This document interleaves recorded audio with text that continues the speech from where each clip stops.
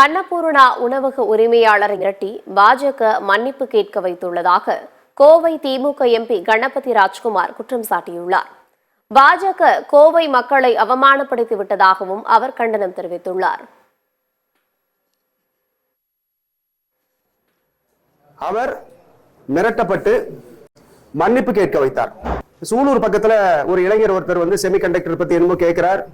அதுவும் பாத்தீங்கன்னா சரியான முறையில் பதில் சொல்லாம அங்கேயும் பாத்தீங்கன்னா படம் எடுக்க கூடாது என்று மிரட்டப்பட்டு மிரட்டல் நாடகம் தான் நடைபெற்றது.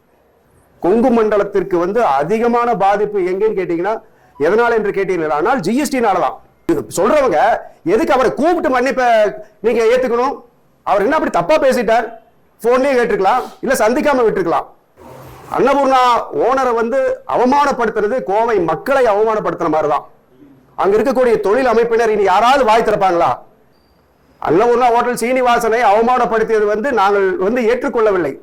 இது நம்ம கோவை தொகுதி மக்களை அவமானப்படுத்தியதற்கு சமம் அல்ல. அவமானப்படுத்தப்பட்டது கோவை மக்கள் தான்.